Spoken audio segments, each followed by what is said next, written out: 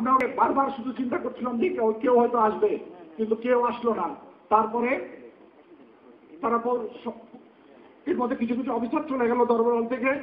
শেষ গ্রুপ আমরা মহাপরিচালককে নিয়ে যখন বেরোয় আসলাম, আমাদেরকে বলল আপনাদেরকে মারবো না, আপনারা হাত তুলে উপর দিয়ে যান।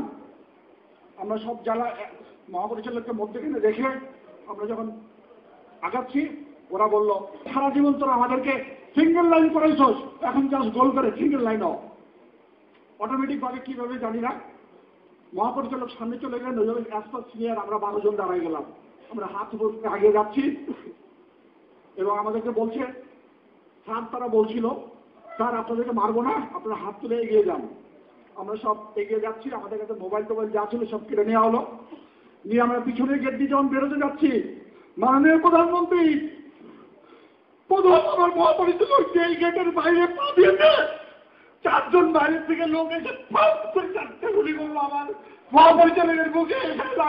উনি ডাক কাপড় পড়ে গেলেন ওখানে, একদম সাথে সাথে আমার সামনে পড়ে গেলেন।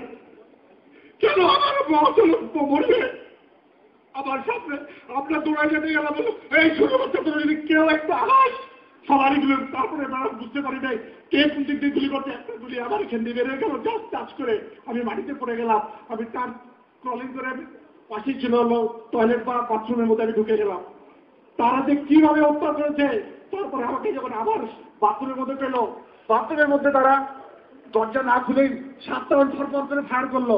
যেহেতু তারা দরজা খুলে নাই, গুলিটা লাগে নাই। তারপর যেন আমাকে ধরে বের করে নিয়ে গেল। ম্যাডাম, মাননীয় প্রধানমন্ত্রী, আমি দেখলাম দিল্লি থেকে শুরু করে আমার সাথে যে 11 জন ছিল, শুধু তারা মারে নাই, বিক্ষত করে দিয়েছে। মাননীয় প্রধানমন্ত্রী, আপনি যদি সেনাবাহিনী করাতেন, ওদের এত সাহস ছিল না, ওরাকে এত সাহস করে মারতে পারতো না। তারা শক্ত হয়েছে বেলা 1টা-1:30টার পরে, তারা শক্ত ডিফেন্সে গেছে। তার আগে পর্যন্ত কোনো লিডারশিপ ছিল না, যে জানতে পারছিল সেই তার কাজ করতেছিল। আপনার এই রাজনৈতিক চিন্তাধারাটা সম্পূর্ণ ভুল হয়েছে মাননীয় প্রধানমন্ত্রী, আমরা জানাতে সম্পূর্ণ ভুল হয়েছে। মাননীয় প্রধানমন্ত্রী, আমার আপনার কাছে অনুরোধ, আপনি বৃহত্তর চিন্তা করে হয়তো এটা করেন নাই, আমাদের পরিবারের যে চিন্তা করে করেন নাই। আমার প্রশ্ন, আমরা 168 জন অফিসার ওদের মাঠ থেকে বেরিয়ে আসতে পারলাম না, 7.5 থেকে 9,000 সৈন্য আপনাদের সাথে থেকে বেরিয়ে গেল কিভাবে? মাননীয় প্রধানমন্ত্রী, আপনি আমাকে এই একটি উত্তর দেন। আমরা 150-এর অধিক অফিসার ওখান থেকে বেরোতে পারলাম না, কিন্তু ভাই একটু চুপ করো ভাই, আর সেনাবাহিনী নষ্ট করো না, একটু চুপ করো। মাননীয় প্রধানমন্ত্রী, আপনার পুলিশ, আপনার র্যাব, আপনার যত নিজস্ব এসবি আছে, আমাকে একটু উত্তর দেন। এক রাতের মধ্যে আমি আপনাকে সংখ্যা দিচ্ছি মাননীয় প্রধানমন্ত্রী, 840 জন একটা ব্যাটালিয়ান রেজিস্ট্যান্ট, 4টা ব্যাটালিয়ান ছিল, ধরে নিলাম 4-8 3200, হেডকোয়ার্টার ব্যাটালিয়নের 1200-র উপরে সৈনিক ছিল, 2200-2500 সৈনিক আসছিল বিডিআর সুপুরতে, বিভিন্ন অ্যাটাচমেন্ট, সিএনএইচ আছে, সিগন্যাল সেক্টর আছে, সব মিলে 9 থেকে 10,000 সৈন্য ছিল। 9,000-10,000 মধ্যে ফ্যামিলি ছিল। আমার প্রশ্ন, এক রাতের মতো পিপিলিকার মতো এত সৈন্য কিভাবে বাইরে গেল? কারা কাকে বের করার সুযোগ দিল মাননীয় প্রধানমন্ত্রী? আপনি আমাকে উত্তর জানতে পারেন। আমি আপনাকে শুধু এটাই জানতে চাই যে কিভাবে এক রাতের মধ্যে 1000-1000 সৈন্য বাইরে চলে গেল, আর আমরা 150 জনের অফিসার বাইরে হতে পারলাম না। আর কিছু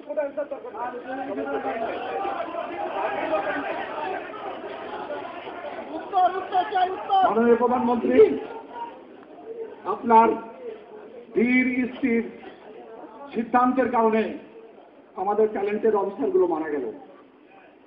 মানুষ মুরগিকে ওভাবে মারে না, ওইভাবে জবাই করে না, তারা যেভাবে মেরেছে। মাননীয় প্রধানমন্ত্রী, আমি একদম সাক্ষী, অনেকেই আছে সাক্ষী, এর মধ্যে আমি একজন, আমি দেখেছি। আল্লাহ কেন আমাকে বাঁচাচ্ছে আমি জানি না, হয়তো এই কথাগুলো বলার জন্য আল্লাহ আমাকে বাঁচায় রাখছে। সবাই বলে তার বলতেই পারতো না কেন মানলো বন্ধু তারা, কিন্তু আপনারা কিছু বললেন না। আমার এত সেনাবাহিনী, এনডিসি, পিএসসি, আরসিবিএস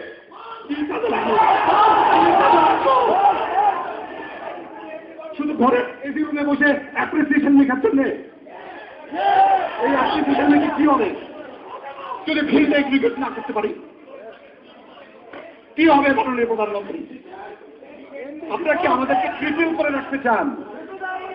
একটা অফিসার এসে বলল যে সেনাবাহিনী চলে, মাননীয় প্রধানমন্ত্রী আপনি একটা সেকেন্ড লেফটেন্যান্টকে জিজ্ঞেস করেন আওয়ামী লীগ যাওয়ার পরে বিএনপি আসলে কোন কোন জেনারেলের চাকরি যাবে সে বলে দিতে পারবে।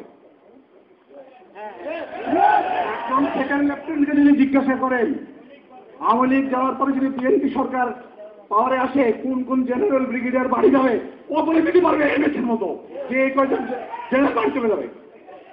আমার বিএনপি পাওয়ারে আসলে কোন কোন জেনারেল বাড়ি চলে যাবে, কোন কোন ব্রিগেডিয়ার বাড়ি যাবে, ওই সেকেন্ড লেফটেন্যান্ট বলে দেবে। কেন মাননীয় প্রধানমন্ত্রী? কেন এই জেনারেলরা প্রমোশন বোর্ডে বসে যাদেরকে আনফিট করেছে প্রমোশন 2 বছরের মধ্যে লেফটেন্যান্ট থেকে ফুল কর্নেল থেকে ব্রিগেডিয়ার করে দিল, এত কি মারামারি করলো এর মধ্যে? তারা এই 2 বছরের মধ্যে লেফটেন্যান্ট কর্নেল থেকে ফুল কর্নেল থেকে ব্রিগেডিয়ার হয়ে গেল। কিভাবে এই 4-5 বছর তাদের প্রমোশন দেন নাই? কিভাবে দিবেন? কারণ এটা পলিটিক্সের জন্য, আপনাদের পলিটিক্সের জন্য দেওয়া হয়নি। আপনি ডিডিএফআই বানিয়েছেন, ডিডিএফআই এক ব্ল্যাক লিস্ট নিয়ে আসে, নট ক্লিয়ার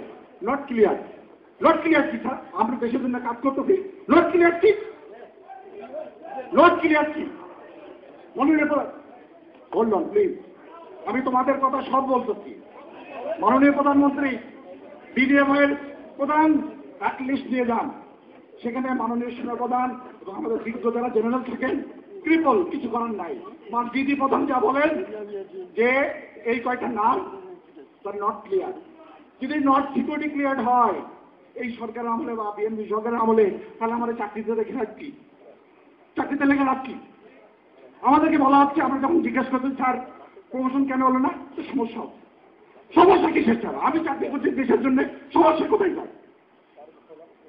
আমাদের সেনাবাহিনীকে আপনারা রাজনীতিবিদ বানিয়েন না, একটা নিয়ম বানান যে নিয়মে আমরা সবাই জানবে এ প্রমোশন পাবে। আপনি আসছেন, এখন দেখেন আপনাদের সামরিক উপদেষ্টা আমাদের এক আগের সিনিয়র অফিসার ছিলেন, এখন আমরা শুনতে পাচ্ছি উনি যার পোস্টিং করবেন, উনি যা বলবেন তারটাই হবে। তারাই বলে তাহলে এখন এমএসের দরকার কেন? ভাই দাঁড়াও বলতে দাও।